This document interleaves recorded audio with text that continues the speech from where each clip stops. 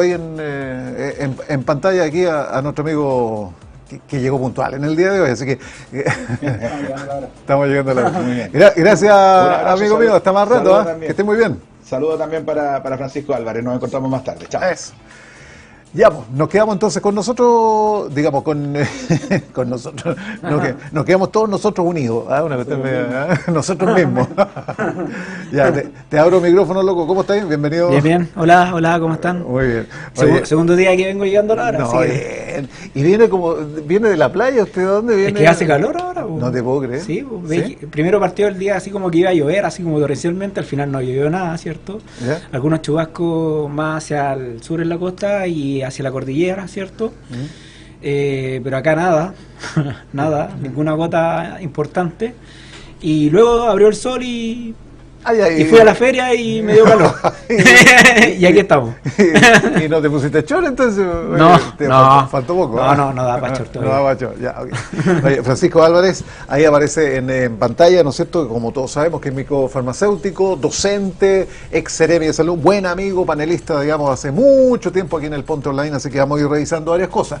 Primero quiero partir con esto, digamos, que me gustaría conversarlo, porque se ha abierto un debate, yo no sé si se abre un debate, digamos, en términos de, digamos, de que la gente va a debatir el tema, pero los especialistas yo creo que también tienden a fijarse en las vacaciones de invierno, entre el 3 y el 14 de julio. Entonces, nuevamente, el año pasado se adelantó y se extendió una semana, digamos, las vacaciones de invierno escolares por la alta circulación de los virus respiratorios. Entonces, a lo mejor entre los especialistas, qué sé yo, están nuevamente debatiendo el tema.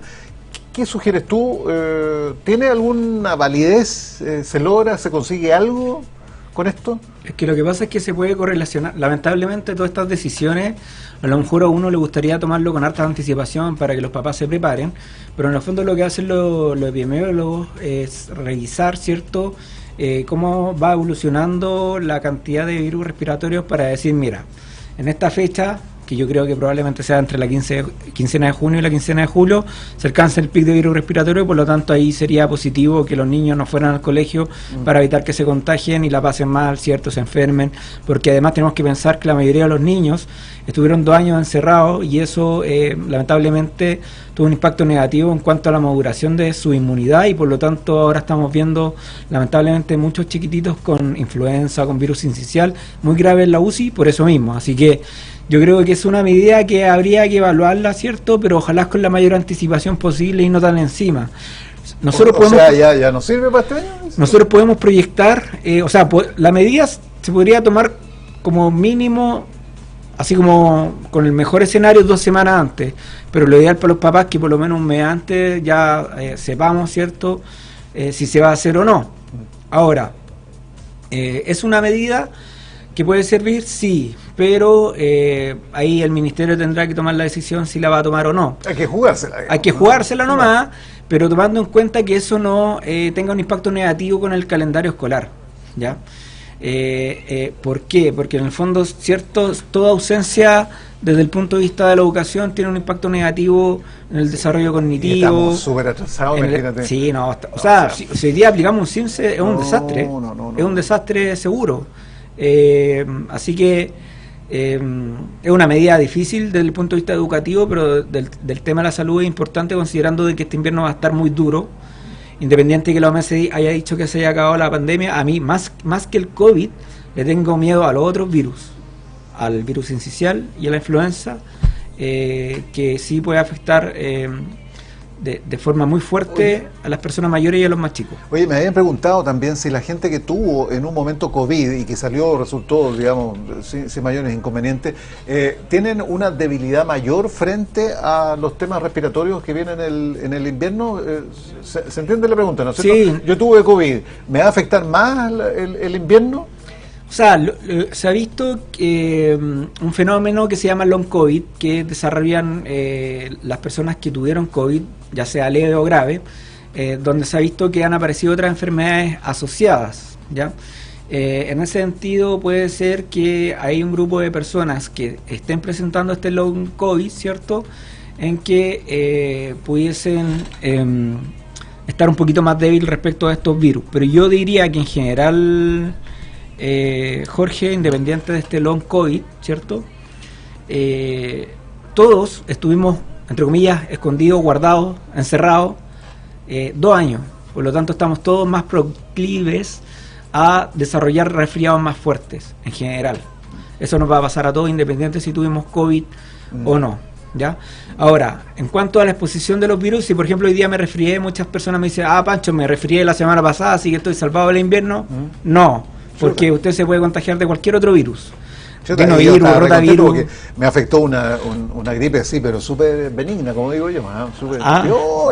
Era buena onda esa gripe. Era buena onda, me sentía hasta bien, me dan ganas de jugar ahí, sí, me dan ganas de ponerme camisa de manga corta. Sí, pues igual. Hasta con chop de venir al estudio. Claro. Ya, pero no me sirve de nada, dices tú. No, porque igual van a haber otros virus circulando. Sí.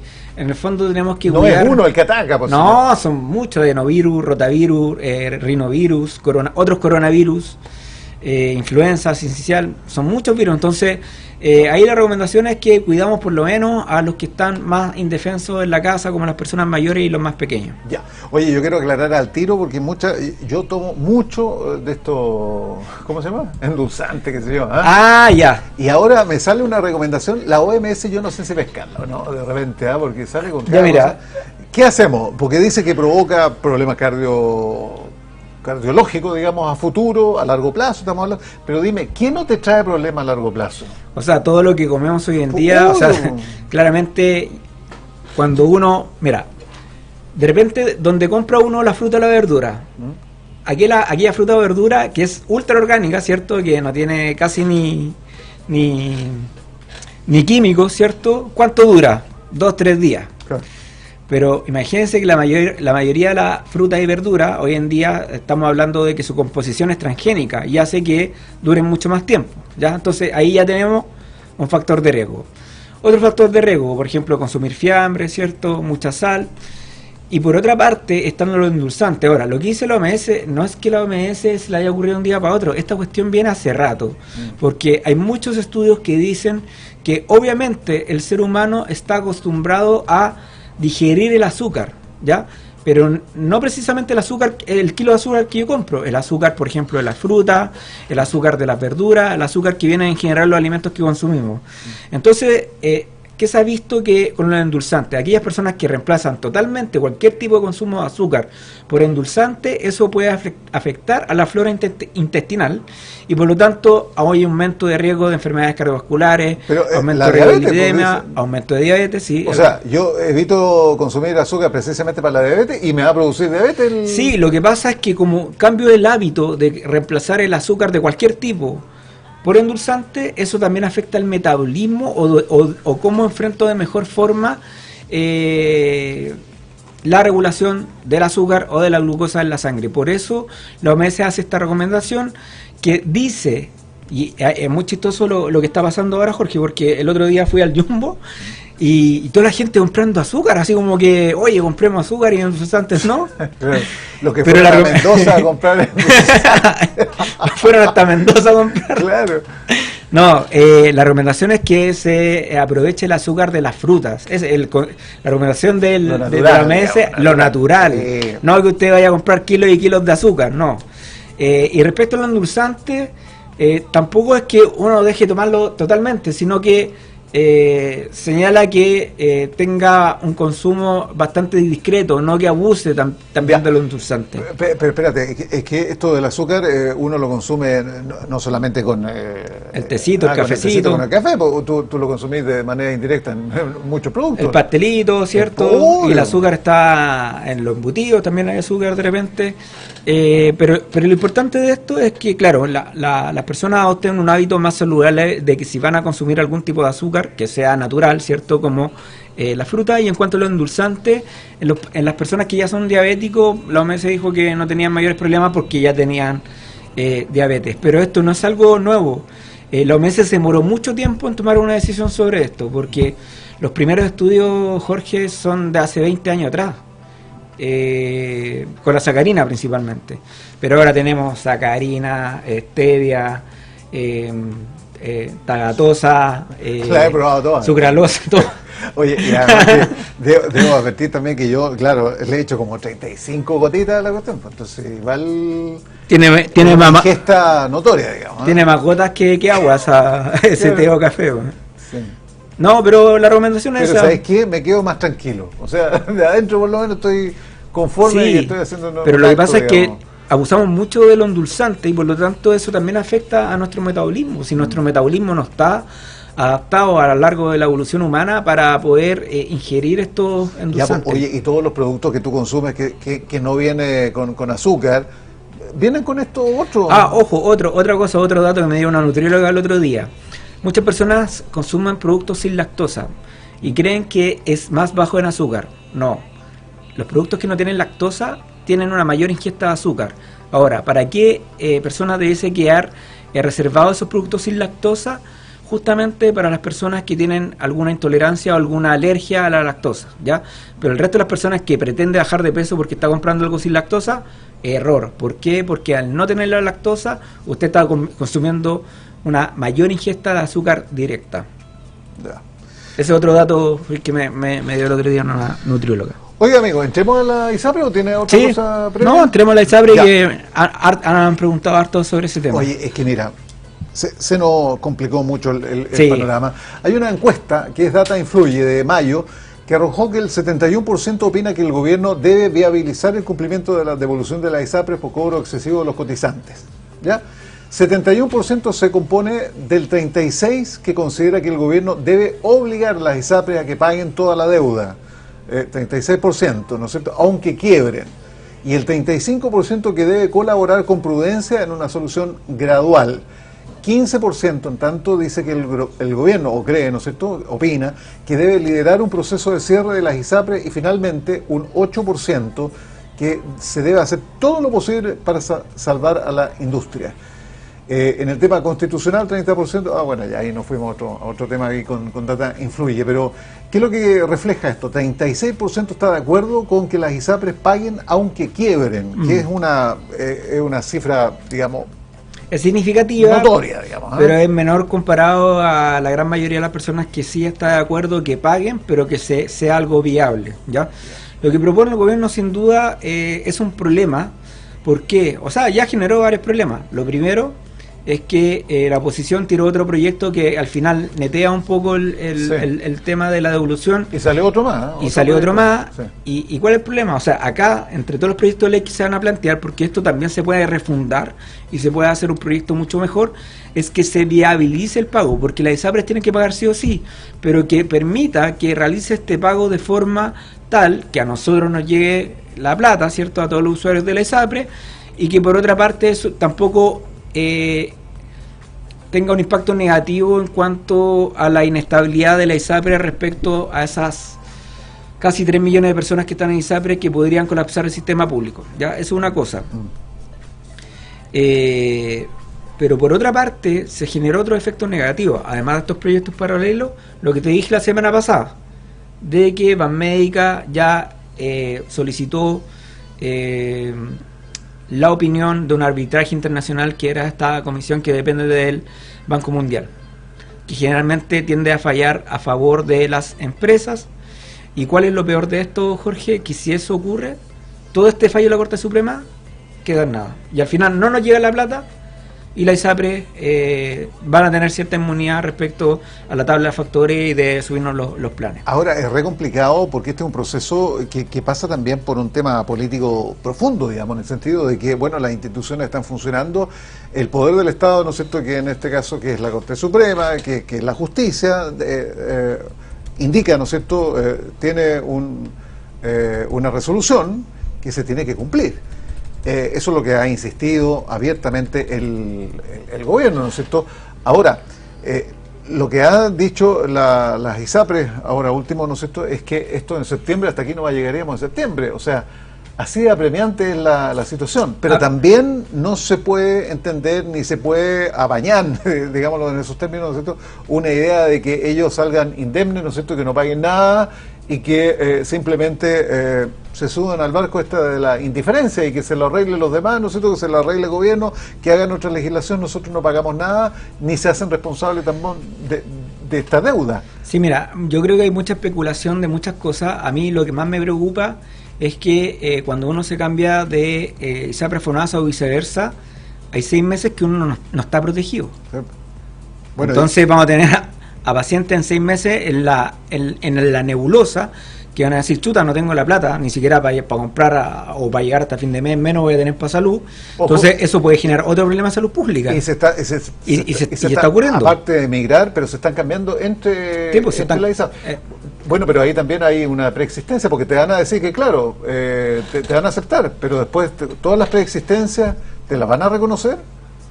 Es que el tema de la preexistencia está dentro de los mismos fallos que han hecho la Superintendencia de Salud y dentro de la reforma, que la última reforma fue el 2005, ¿ya? Eso es algo que han intentado eliminar, ¿cierto? Pero se ha judicializado. De hecho, tal cual como dijo el otro día el ministro de Justicia, que ahí sí fue muy certero respecto a que todos los años la Corte Suprema siempre se queja de que hay muchos reclamos respecto a la tabla de factores y la ISAPRE, y por eso finalmente se hizo esto de la devolución.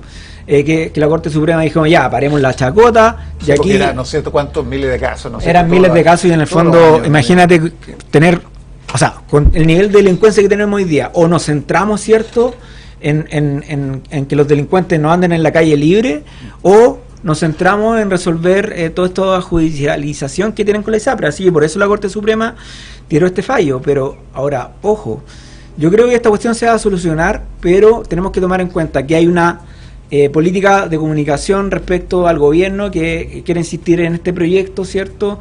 Y por otra parte también desde el punto de vista comunicacional, la ISAPRE amenazan también, que dicen que van a desaparecer, ¿cierto? Y por otra parte hay personas desde el punto de vista político que quieren llegar a un acuerdo. Yo creo que lo mejor... Pero en la ISAPRE no han hecho un buen trabajo también. Comunicacionalmente aquí todo es economía, ¿no es cierto? O sea, ellos pierden plata, pero todo en el ámbito de la economía. Bueno, ¿y qué pasa con la salud? ¿Falta empatía también? Mira, yo creo que la ISAPRE no han hecho la han hecho la pega, Jorge. O sea, si uno ve, hay frases célebres de dueños de ISAPRE diciendo que no le conviene tener enfermos.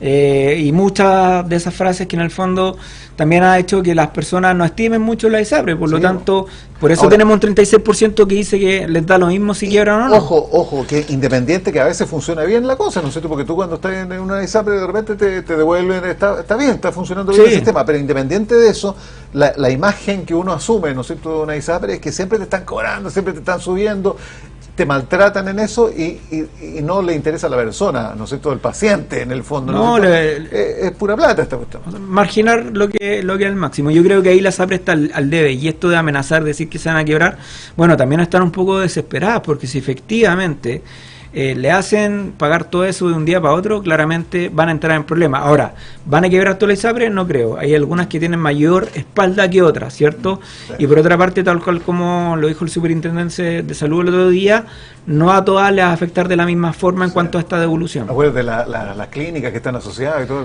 Sí, pero es importante que un número, más del 50% de los usuarios de FONASA se atienden en el mundo privado.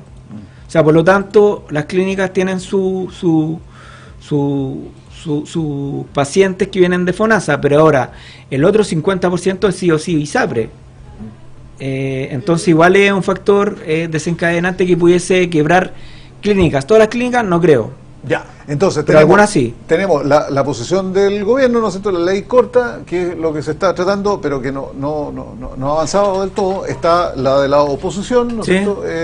Y aparece, digamos, una tercera alternativa, que es un grupo de diputados que impulsa un proyecto para que las ISAPRES devuelvan los excesos en acciones o en bonos.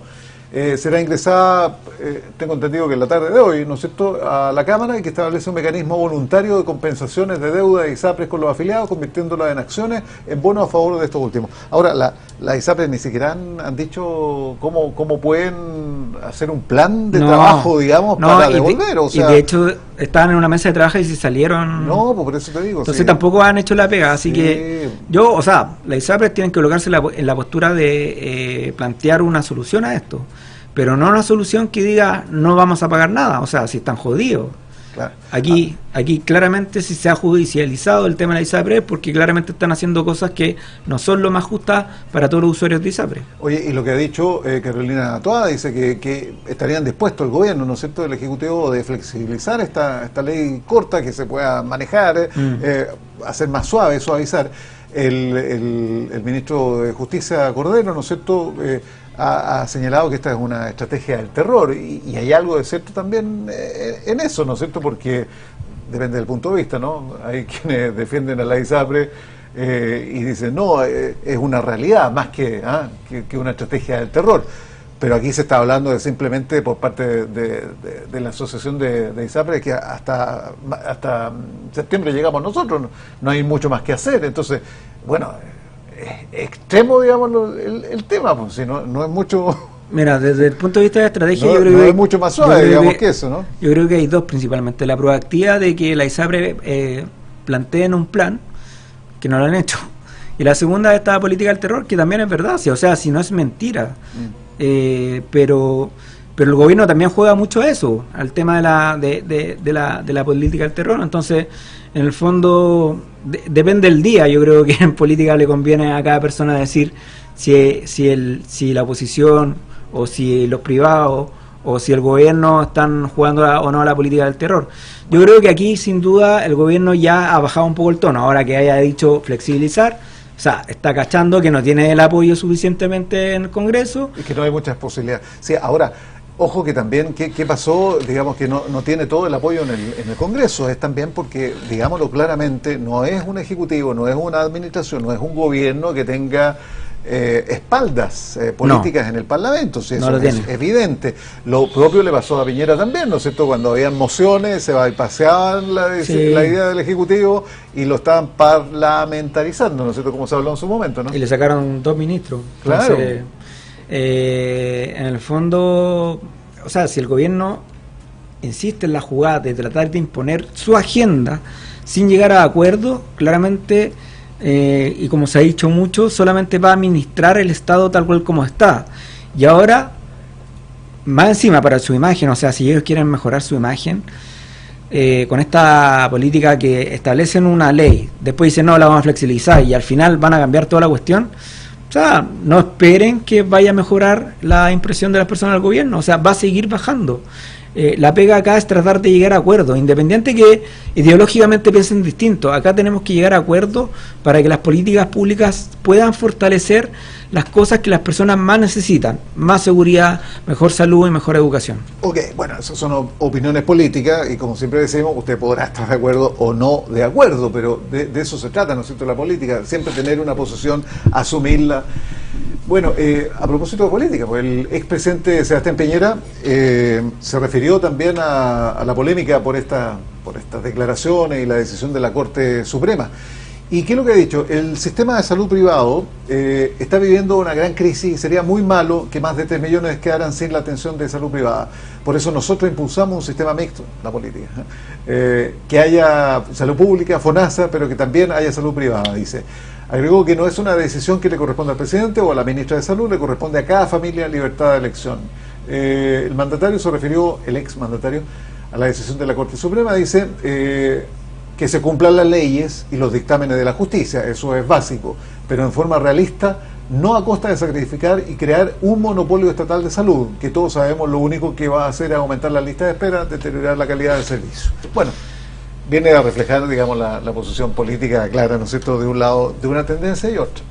Sí, mira, la verdad es que Piñera está apareciendo mucho, dando la opinión de muchas cosas. Me da la impresión que está en campaña. De lo que se hablaba hace un tiempo de que Piñera quería ser nuevamente presidente, no sé, yo eso lo veo complejísimo, pero por lo menos lo está intentando y está intentando colocar su posición de expresidente, pero también he visto como Michelle Bachelet también apareció con fuerza, y Lago apareció con fuerza, pero como que dijo algo cuando le dio el apoyo a Rabinet, ahí como que se anduvo escondiendo un poco. Sí, como que reculó, ¿eh? Sí, como que reculó, pero hemos visto muy activos a los expresidentes, así que eso también simboliza de que a lo mejor también tiene intereses políticos de a lo mejor volver a querer ser presidente, no sé. Bueno, en el alma de un político siempre va a existir esa posibilidad. Es que ¿no? el hambre política y está recuerda que siempre salen con si el pueblo me lo pide, ¿no es cierto? Bueno, No, digamos. sí, yo creo que va, a ver, finalmente los que llegan a ser candidatos a presidente son personas que tienen, primero, espaldas políticas, segundo, tienen las lucas, ¿cierto?, para poder hacer una buena campaña, y tercero, también tienen una credibilidad y un nivel de conocimiento en la población que les permite poder llegar a ser candidato. Señor, ¿sería todo? Se me había pasado la hora ya. No, Nos sí, pasamos de la media hora. Sí, yo dije, oh, chuta. Bueno, démosle nomás. Vamos a cobrar extra. Sí. Ya, okay. Oye, gracias por haber venido, amigo mío. Si quiere, se puede poner más atrás, porque el micrófono estaba pero con una distancia increíble. Menos mal que le subí aquí el volumen. ¿Ah? ¿Y usted que maneja ahí el tema de las radios y todo eso? Ah, sí, no, lo que pasa es que de repente si uno se coloca muy cerca del micrófono se acopla, pero no sé si o se interfiere, no sé. Ya se interfiere. Es que ayer estuve en un estudio y estuve grabando un podcast ayer y al contrario me dijo, ya, aléjate un poco más del micrófono porque si no se interfiere mucho, entonces como que quedé con ese concepto. Ya, loco. Cuídate que estés muy bien. Saludos en la casa por allá. Ya, muchas gracias. gracias. Regalona a la chiquita. Igualmente. A la Leo. A Jorgito Chico. A Jorgito Chico. Ya. Oye, vamos a la pausa. Mira que nos pasamos como cuente para el otro lado. Ya voy el punto online.